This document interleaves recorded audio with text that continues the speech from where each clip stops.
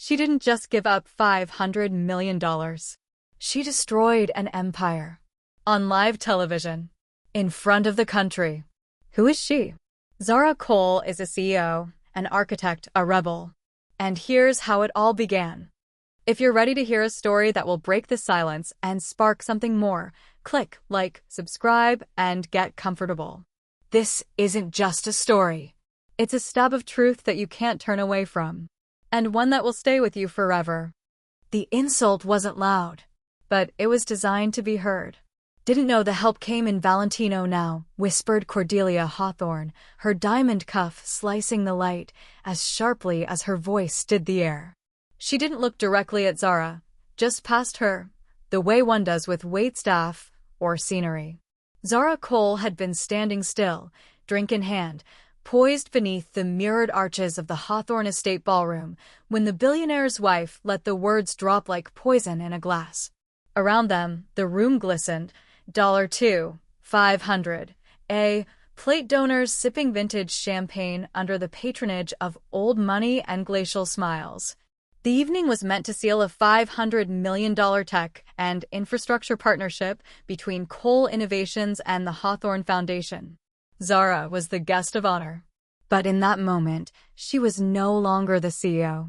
She was the help. No one said anything. Not the mayor standing nearby, who smiled like he hadn't heard. Not Cordelia's son, Andrew, who gave Zara a half-apology glance before turning away. Silence was the room's oldest language, and it spoke volumes. Zara didn't flinch. Not at first. Years in boardrooms where she'd been the only black woman at the table had taught her the price of flinching. Instead, she turned. Slowly, carefully, her gaze met Cordelia's with the quiet steel of a woman who had worked 3 times as hard to be mistaken for less than human. I design the systems that run half the city, she said, her voice smooth but cut with glass. I don't serve hors d'oeuvres, but you're welcome to choke on one. Gasps flickered, but Zara was already walking away. Not storming, just leaving, and leaving behind her a silence no chandelier could outshine. That was the moment the deal began to die. And by morning, it would be buried.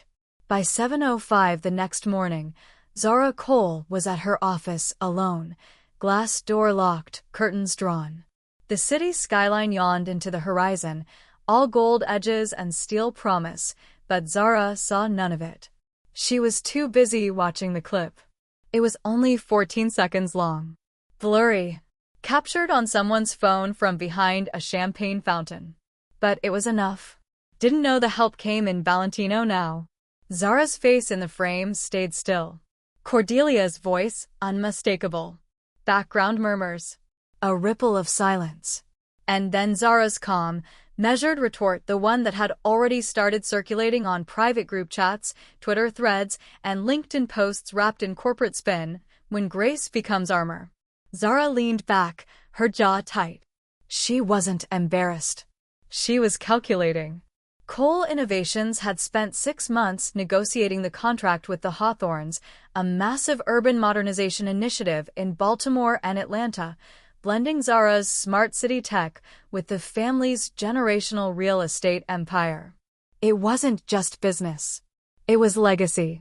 The kind of deal that gets written about in Forbes profiles and tech journals. A merger of old wealth and black brilliance. And in 13 words, Cordelia Hawthorne had cracked it wide open. Her chief of strategy, Miri, knocked softly and let herself in. Press requests are tripling by the hour, she said, without preamble.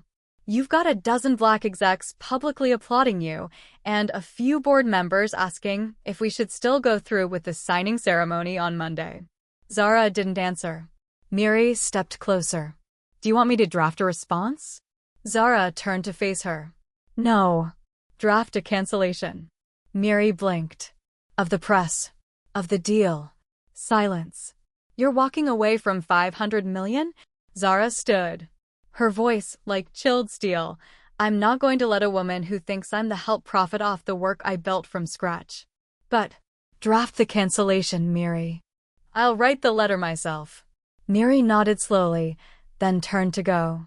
Just before closing the door, she paused. Z, people will call you emotional. Zara didn't flinch. Let them. I'll be the storm they can't contain. And she was. Because before the hour was over, Zara Cole would ignite something far bigger than the contract she was about to destroy.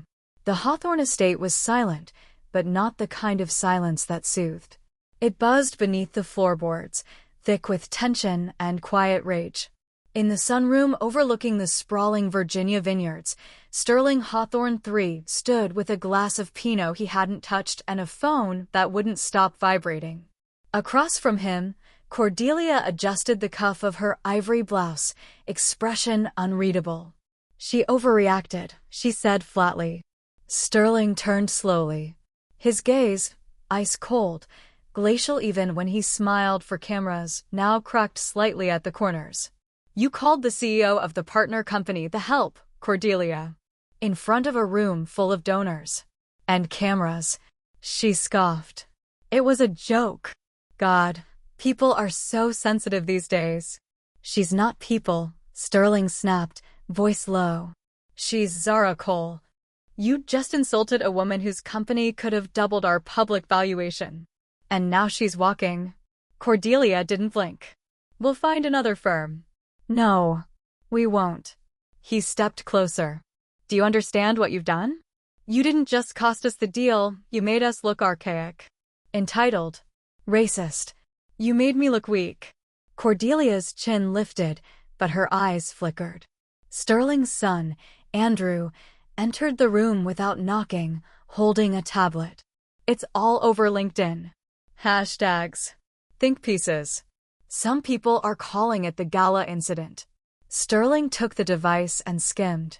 Headlines blurred past his eyes. CEO Zara Cole shuts down billionaire snub with 13 words. What happens when black excellence meets white arrogance and refuses to bow? She was mistaken for the help. Now she's holding the purse strings. He set the tablet down slowly. Then, quietly, draft a public apology. Use the foundation's letterhead. You'll sign it, Cordelia. I won't, she snapped. I won't be bullied by a... Sterling slammed the wine glass down. It shattered.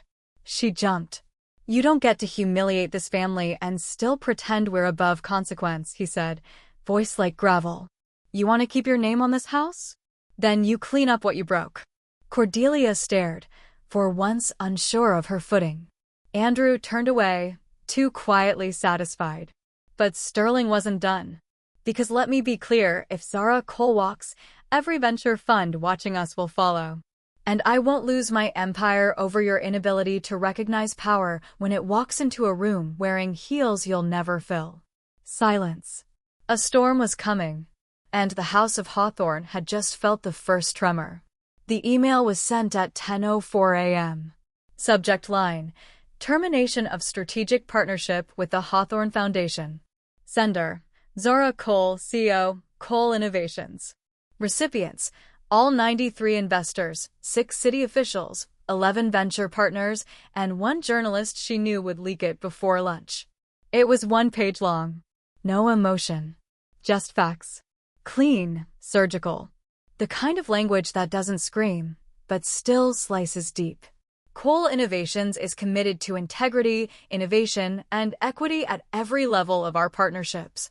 Following an incident that publicly revealed values inconsistent with ours, we are formally terminating all current and future business arrangements with the Hawthorne Foundation and its affiliates.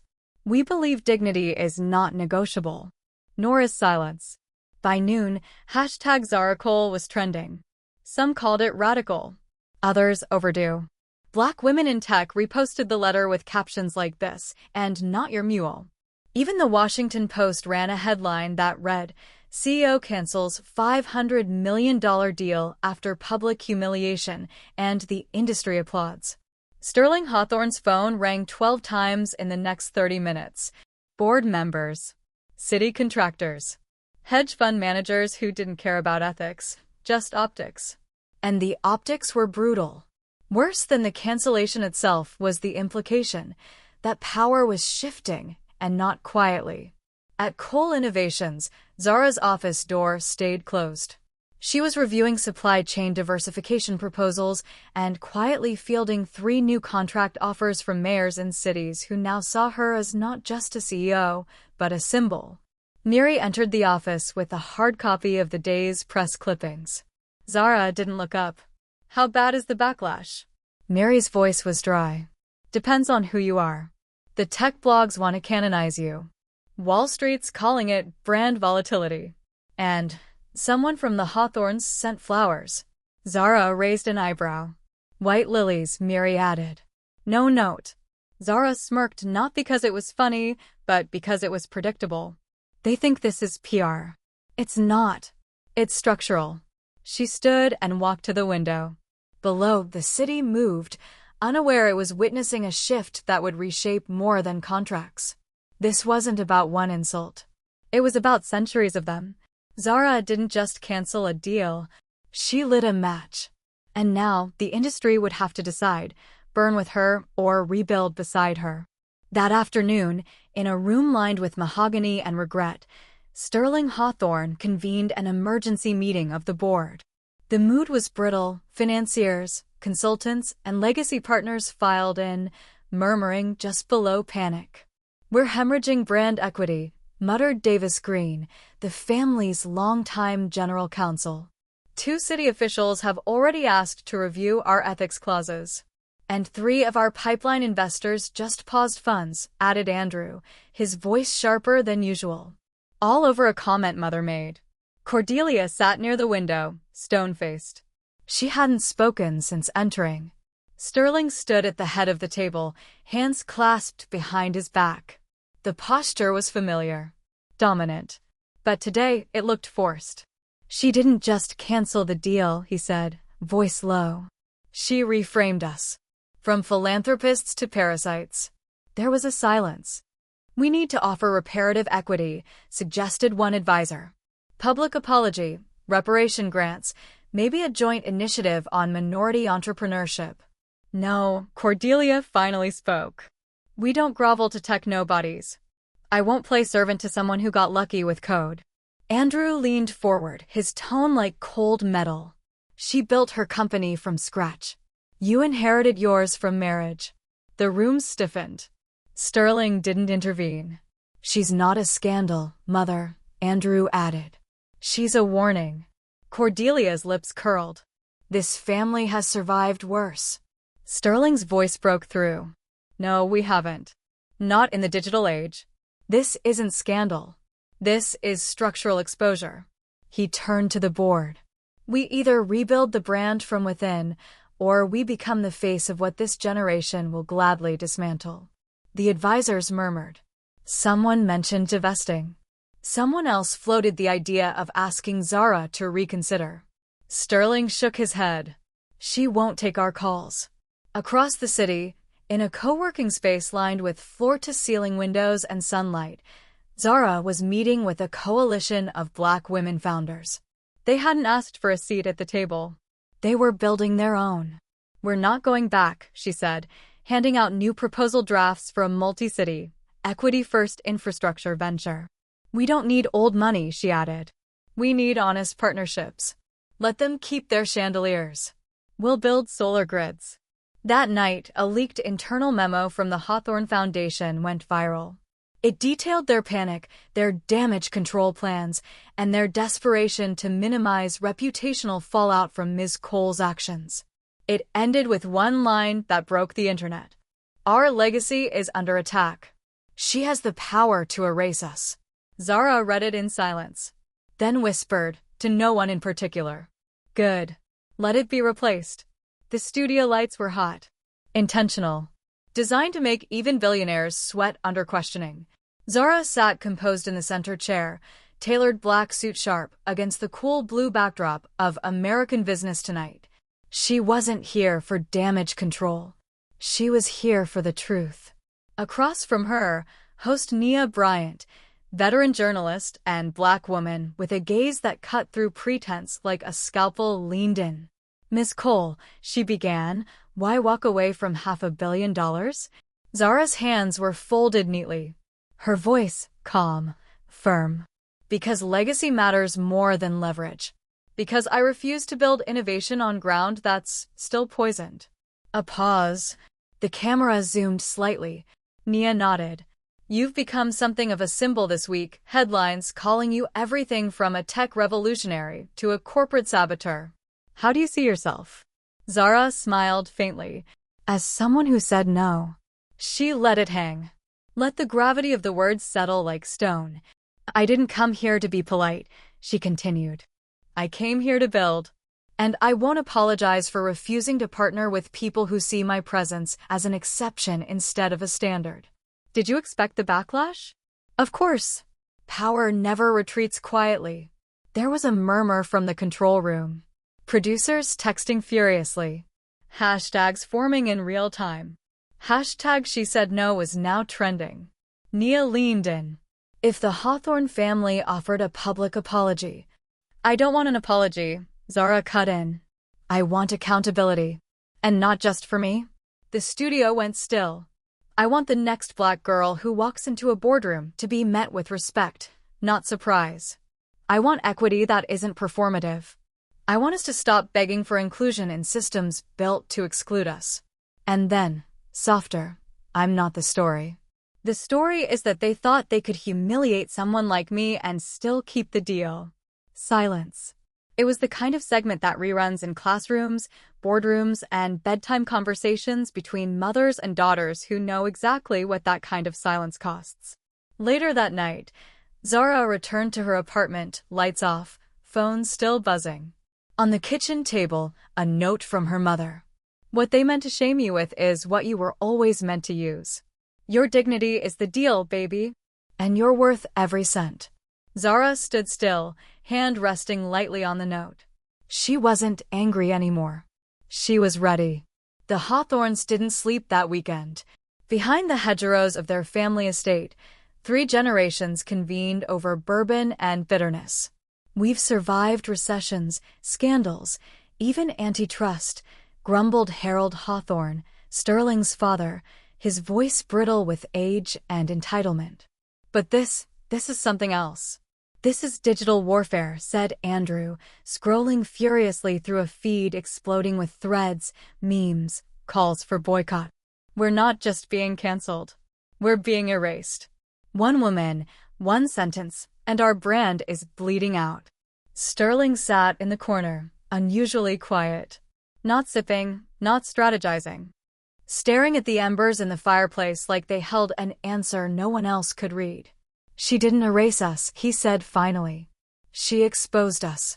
Cordelia, still in pearls, crossed her arms. Don't start that liberal guilt nonsense, Sterling. But he wasn't looking at her. He was remembering something. A hallway, years ago, after a conference on economic mobility. Zara Cole had been on a panel. He'd passed her in the corridor afterward, said something careless. Something about how people like her were changing the optics of innovation. She hadn't flinched, just smiled gently and said, "It's not optics if you build the system." That smile haunted him now. Across town, Zara wasn't haunting. She was planning.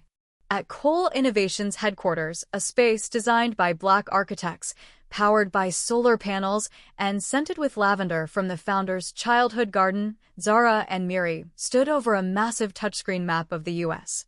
We've got interest from Detroit, New Orleans, Cleveland, and Oakland, Miri said, tapping icons that glowed green. Mayors and city councils are calling this the Cole standard. They want tech that comes with justice baked in. Zara nodded. Good. Draft a new pitch package. We call it Recode, an equity-first smart infrastructure initiative. And I want the Hawthorns explicitly named in our why not list. Miri blinked. That's bold. Zara's voice was steady. They bet I'd shrink. We're going to expand. Just then, an encrypted message buzzed through Miri's tablet. Anonymous sender. No subject. Only a file. She clicked. A scan of internal emails, Hawthorne Foundation execs scrambling to smear Zara, debating hiring a crisis firm, even suggesting leveraging old college rumors to muddy her image. One message in particular stood out. She may own the product, but we still own the narrative. Let's remind her. Miri looked up, breath sharp. They tried to bury you. Zara leaned in, eyes narrowing. No, she said. They just gave me the shovel. By Monday morning, Zara Cole wasn't trending. She was a movement.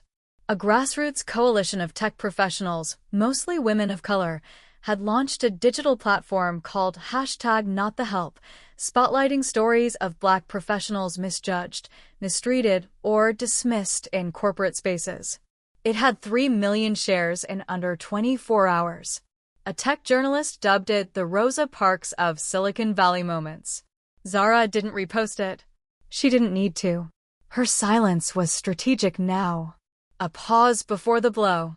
In a quiet corner of D.C., in a loft converted into a legal war room, Zara met with her private legal counsel, Devin Hartwell, a corporate fixer known for flipping corporate non-disclosure agreements like table napkins. They've been running a shadow campaign, Devin said, laying out a folder of evidence. Not just smear. They were also trying to seed doubt in your lead investors. One of their back channels even offered buyouts to your suppliers. Zara didn't blink. What do? We file antitrust, tortious interference, civil liability for reputational damage. But Zara leaned in. But what? Devin hesitated. We've got a source. Internal. Someone from the Hawthorne team. They're offering documents. Signed memos. Direct intent. Anonymous, she asked. Not exactly. He slid a photo across the table. Andrew Hawthorne. Zara studied the image. Eyes cold, steady. Miri, seated beside her, exhaled. That's unexpected. Zara nodded slowly. Not to me. Later that day, in a sealed downtown meeting room, Andrew walked in wearing no tie and guilt like a coat. I'm not here for redemption, he said. I'm here because I believe in what you're building. And because my mother's prejudice almost cost us everything. Zara didn't stand. You want absolution? She asked. No. I want to help dismantle what we built. He placed a flash drive on the table. Board memos. Off-the-record donor conversations. Emails from our comms team planning hit pieces. They thought you'd fold. They don't understand. You're not disrupting us. You're replacing us. Zara finally spoke. I'm not replacing you. I'm revealing you. Andrew nodded. That too. Zara turned to Miri. Have our legal team verify everything. And if it checks out. She looked back at Andrew. Then you can sit in the audience when the empire crumbles. But don't expect a seat on the rebuild. Andrew nodded again. Fair. Outside, a storm cloud loomed over the Capitol skyline. But inside, the thunder was already rolling. Because Zara didn't come to destroy. She came to reveal. And revelation always makes the empire tremble first. Capitol Hill wasn't ready for her. It had hosted kings and presidents, architects and adversaries, but on this morning, the most watched seat wasn't behind the gavel. It was at the witness table, where Zara Cole sat beneath the marble seal of the U.S. Senate Subcommittee on Public Contracts and Ethical Partnerships. The hearing was nominally about federal infrastructure funding. But everyone knew it was about her. Her name wasn't on the agenda. Her reputation was. And her silence over the past 3 days had only sharpened the anticipation. The room was packed: cameras, aides, lawyers, lobbyists, a dozen tech CEOs with carefully practiced indifference. Zara wore navy, clean, precise, armor-like. Her hair was pinned in a sleek bun. Not a single accessory. No distraction. Only direction. Senator Langston, a centrist known for tepid takes and expensive suits, opened the questioning. Ms. Cole, some have suggested your decision to cancel a public-private partnership based on a private social slight was emotional. Possibly even irresponsible. Zara looked up. Not a blink out of place. I canceled a contract, she said, because the people behind it disrespected the labor, the legacy, and the humanity of those they intended to profit from. Langston shifted in his seat. But isn't the risk here that personal offense could undermine national progress? Zara smiled. Brief. Deadly. Senator, personal offense is someone cutting in line. What I encountered was systemic condescension dressed as generational wealth. If our progress relies on partnerships rooted in contempt, then maybe it's not progress. It's just prettier exploitation. Murmurs rippled. Even Langston couldn't quite mask his swallow. Then came the real blow. Senator Rodriguez, progressive, Latina, held up a printed email, one of the files Andrew had delivered. This email, she said, shows Hawthorne Foundation executives referring to Ms. Cole as a PR pawn and debating whether to use her image but limit her power. Does that sound like an equitable partnership to you, Ms. Cole? Zara didn't hesitate. It sounds like a plantation in a power suit. Gasps. Audible now. No one moved. Cameras zoomed in. Zara leaned forward, voice quiet but seismic. Power isn't just who signs the contract, it's who writes the terms. And I won't co-sign my own dehumanization. Not for 5 million. Not for 500. That line would be quoted for months. Etched into murals. Tattooed on arms. Plastered across campuses and corporate retreats. Later, outside the hearing room, a reporter shouted, Ms. Cole, any regrets? She stopped. Only that I didn't do it sooner. And with that, Zara Cole, Black woman, CEO, disruptor, didn't just leave a room. She changed its center of gravity. By Wednesday, the Hawthorne Foundation's veneer had cracked. By Thursday, it crumbled. Leaked emails, memos, recordings. Whispers turned to headlines, then to subpoenas. What had begun as a corporate fracture now split along legal, moral, and generational fault lines. The SEC launched a preliminary investigation into financial misrepresentation. 2 city councils halted pending bids. 3 major donors publicly withdrew, citing ethical misalignment. And then came the bombshell. CNN. Former Hawthorne CFO alleges pattern of racial discrimination and fraudulent misuse of diversity funds. That one headline dropped the foundation's market-adjacent ventures by 11%. Overnight, in a Manhattan skyscraper, Cordelia Hawthorne stood surrounded by silence. Not the curated kind, the sterile, floral-scented hush of upper-class resilience, but the other kind. The kind that arrives when the world no longer listens. She clutched her phone. No missed calls. No text from Sterling. No comfort from Andrew, whose betrayal now roared in every corporate corridor. She turned to the TV, where a panel of legal experts dissected the foundation's collapse. This isn't about one deal, a commentator said. This is about what happens when inherited power meets a world no longer willing to pretend it's earned. Back in Baltimore, Zara stood before a room of architects, engineers, and civic leaders. Behind her, the words Recode America, infrastructure, integrity, inclusion, blazed across a digital screen. We are not here to fill a gap, she said. We're here to build the future. Brick by brick, bite by bite, and this time, the blueprint will reflect everyone. Applause erupted. Then a phone buzzed in her pocket. Miri checked the caller ID.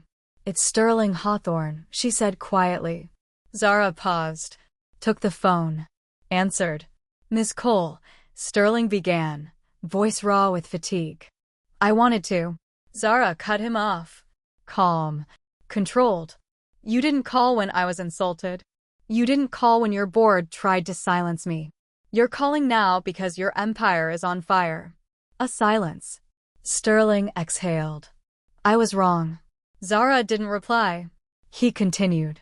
The world is changing, and it's not asking for permission. She waited. I'd like to offer a public statement of accountability. Real support. Whatever it takes to show we've learned. Zara closed her eyes for a moment. No, she said softly. You don't get to lead this reckoning. You're just finally being caught in it. And with that, she hung up. In the silence that followed, she didn't smile. She strategized. Because burning an empire is one thing. Rebuilding a world, that was the real legacy. They called it a panel discussion, but everyone knew what it really was. The Equity in Innovation Summit was meant to be a celebration, a sleek, carefully curated event sponsored by tech giants and federal liaisons. But when Zara Cole stepped onto that stage at the Kennedy Center, it became something else. The crowd stood, not out of politeness, reverence. She took her seat beside two mayors, a civil rights attorney, and, to the unease of everyone watching, Sterling Hawthorne. Yes, him. The audience hushed as the moderator cleared her throat. Let's talk about restorative action, she said. Let's talk about rebuilding trust.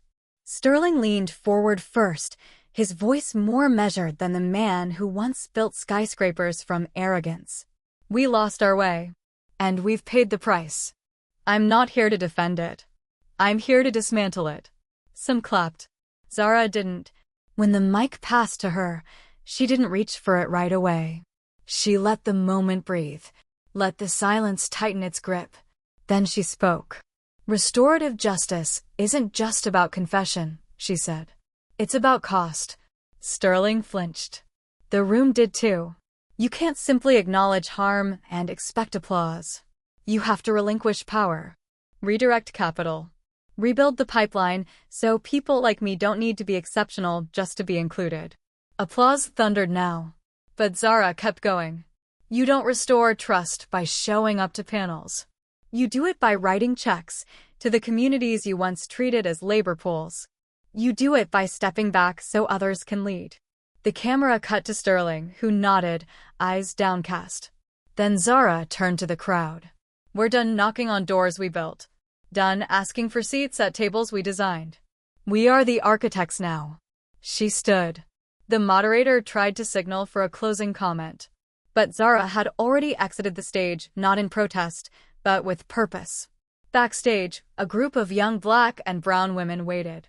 Coders, founders, engineers. They didn't ask for autographs. They handed her business cards, pitches, dreams. Zara didn't nod out of encouragement. She nodded out of recognition. They weren't the future.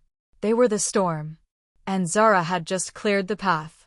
Zara sat in her mother's kitchen, barefoot, quiet, watching steam rise from a chipped mug of chamomile tea.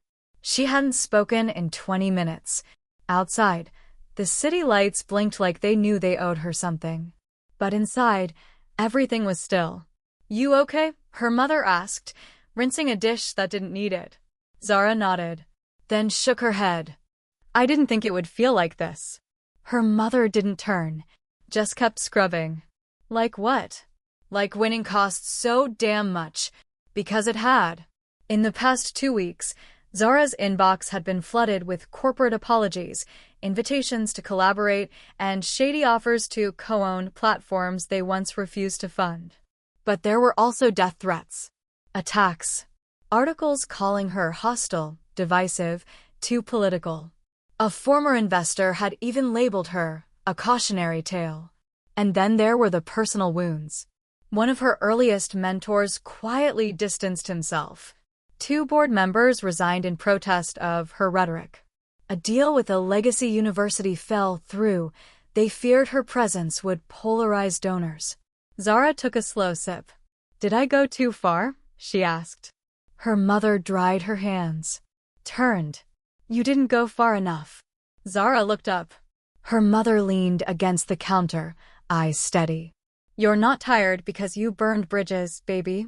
You're tired because you carried too many people across them. Zara exhaled, not relief, but recognition. The kind of grief only pioneers know. Later that night, alone in her childhood bedroom, she opened her laptop and found an email from a high school girl in Detroit. Subject: You made me brave. They said I wasn't CEO material. Now I walk into debate club like I already am one. Thank you. Zara stared at the screen for a long time. Then she turned to her window and watched the dark. Out there, in some boardroom, someone was trying to learn her name, not to erase it, but to survive it. Let them. She wasn't here for legacy praise. She was here to break the ceiling and leave the ladder behind. It started with a school, A tiny STEM charter in West Baltimore that had lost funding, shuttered, forgotten. Zara bought it outright. Quietly. No press release. No ribbon cutting. She renamed it the Cole Institute for Radical Innovation. The word radical mattered. Because this wasn't charity. It was blueprinting. Within 3 months, the school had new labs, scholarships, coding apprenticeships, and mental health services on site. Every student had a laptop. Every teacher had equity in the school's outcomes. And every hallway bore murals, not of inventors from textbooks, but of local kids solving real problems. News spread fast. First Ebony, then TechCrunch, then 60 Minutes. They called it the future of education. But Zara called it reclamation. In response, 3 other cities reached out. Chicago, Jackson, Oakland. They didn't want her endorsements. They wanted her model. Meanwhile, a coalition of corporate leaders, mostly white, mostly reactive, launched what they called a repair fund. A PR stunt meant to restore their image after the Hawthorne collapse. Zara refused to join. Instead, she built something else. The Ledger. A public, open-source platform that tracked the racial wealth gap in real time, measuring not just pay, but opportunity, influence, equity stakes. It named companies. Showed how few Black women had board seats. How many partnerships were performative. How many grants led nowhere. It didn't punish. It exposed. And suddenly, silence became expensive. Back at Cole Innovations, Miri stood beside Zara as investors returned, but on her terms now. "You're building a new kind of capitalism," Miri said. "No," Zara replied. "I'm burning the old one and repurposing the ash." Then she smiled, not the rehearsed kind, but the one that comes when the math starts to feel personal. Because this time, she wasn't negotiating for a place. She was anchoring a movement. The first sign came wrapped in warmth. A glossy feature in Forbes, Zara Cole, from controversy to capital. Beautiful photos. Soft lighting. Quotes like, "She's matured since the gala incident. Learning to lead without confrontation. A blueprint for how to navigate power without dismantling it." Zara read the piece in her office. Word by careful word. Then set it down like a poisoned gift. "They're trying to soften you," Miri said, walking in with a look that already knew the answer. "They're trying to rewrite me," Zara replied. "Make it a redemption arc instead of a revolution." Outside, reporters swarmed for sound bites. Investors called for speeches. Universities offered honorary degrees. Everyone wanted the victory, not the fight. A few even dared to ask if she'd consider re-engaging with the Hawthorne Foundation under new leadership. The gall of it. They wanted the icon, not the architect. The silhouette, not the sword. But Zara wasn't interested in legacy without consequence. So she wrote her own article, a scathing op-ed titled, "Stop calling me a success story. Start calling me a warning." They called it a controversy. I called it clarity. They called it overreaction. I called it survival. "Stop pretending you found me. I built myself while you weren't looking." It went viral in 3 hours. By sundown, a leaked audio clip confirmed that a major tech firm had tried to purchase the Ledger, not to fund it, but to quietly bury it. The public backlash was swift. But Zara didn't comment. She was busy. In her home office, under low light, she was reviewing blueprints for a new building, the Center for Economic Reckoning. Part think tank, part archive, part school. Its motto would be engraved at the entrance, "We keep the receipts." She was done playing mascot. She would not be recast. She would not be absorbed. Zara Cole wasn't just walking through fire anymore. She was learning to hold it. It was raining when Zara stepped onto the stage of the newly completed Center for Economic Reckoning. Not a storm, just steady. Cleansing. Inside, the room swelled, rows of educators, entrepreneurs, activists, mothers with children on their hips, teenagers in hoodies, old heads in suits who remembered marches and martyrs. No red carpet. No velvet ropes. Just raw gratitude and raised fists. Behind her, carved into the stone wall, were the names of 147 women who had built things: schools, clinics, codes, cooperatives, but whose stories were buried beneath the noise of men and money. Zara spoke slowly. "I didn't build this place to be thanked," she said. "I built it because I wanted a room that would never forget." She paused. "They tried to make this a comeback story, but I never fell. I just stopped kneeling." Applause. Sharp. Then quiet again, like everyone knew something sacred had just passed between them. Miri stood in the wings, teary-eyed. In the crowd sat a girl, 13 maybe, with locks and a journal in her lap. When Zara finished, the girl stood, heart pounding, hand shaking, and asked, "How do you know when it's time to speak up, even if it costs you everything?" Zara smiled gently, walked down from the stage, knees to floor, face to eye level. "You already know," she said. "You're just waiting for someone to tell you the cost is worth it." The girl nodded, whispering, "I want to be like you." Zara held her gaze. "Don't. Be bolder." She straightened, turned to the room once more. "We've inherited the silence of the generations who couldn't speak. But we don't owe it to anyone to keep it." And then she left the mic behind. Not dropped. Placed. Because she didn't need to hold it anymore.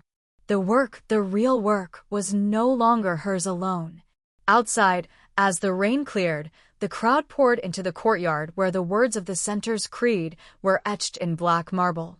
"We don't ask for power. We build it. We don't wait for justice. We demand it. And when the door closes, we don't knock. We dismantle the frame." Zara Cole walked among them. Not above. Not behind. Among. And in that moment, the story was no longer about a woman who canceled a deal. It was about a generation that refused to be bought.